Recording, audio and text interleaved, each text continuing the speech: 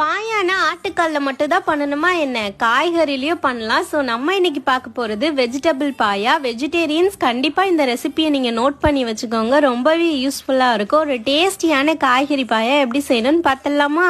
அதுக்கு முதல்ல ஒரு பேஸ்ட் அரைச்சிடலாம். இதுக்கு 1/2 ஸ்பூன் சோம்பு, ஒரு சின்ன துண்டு பட்டை, கொஞ்சமா கல்பாசி, 2 லவங்கம், 2 ஏலக்காய், ஒரு பே லீஃப், ஒரு பெரிய வெங்காயம் சேர்த்துக்கலாம். கூடவே 1 ஸ்பூன் கசகசா, 1/2 கப் துருவன தேங்காய், 1/4 கப் வேர்க்கடலை, 1 டேபிள் ஸ்பூன் பொட்டுக்கடலை, கொஞ்சமா கொத்தமல்லி, 2 பச்சை மிளகாய், 10 முந்திரி பருப்பு சேர்த்து அரைச்சிக்கோங்க. இப்ப அதே கடாயில எண்ணெய் சேர்த்து பட்டை வகைகள் சேர்த்துக்கலாம். ஒரு பெரிய வெங்காயத்தை கட் பண்ணி சேர்த்து நல்லா வதக்கி விட்டுருங்க. இப்ப 1 டேபிள் ஸ்பூன் இஞ்சி பூண்டு சேர்த்துக்கோங்க. உங்களுக்கு தேவையான காய்கறி சேர்த்து நல்லா வதக்கி விட்டுருங்க. கொஞ்சமா புதினா சேர்த்துக்கோங்க. தேவையான உப்பு, மஞ்சத்தூள் சேர்த்துட்டு 1 table spoon red chilli powder, 2 table spoon தனியா தூள் சேர்த்து நல்லா வதக்கி விட்டுருங்க. இப்ப நம்ம அரைச்ச பேஸ்ட் சேர்த்துட்டு உங்களுக்கு தேவையான அளவு தண்ணி சேர்த்துட்டு நல்லா கொதிக்க விட்டுருங்க. கடைசியா 1/4 ஸ்பூன் பெப்பர் சேர்த்துட்டு எண்ணெய் பிரிஞ்சு வந்த பிறகு இறக்குனா காய்கறி பாயா ரெடி. நாளைக்கு பார்க்கலாம். டாடா.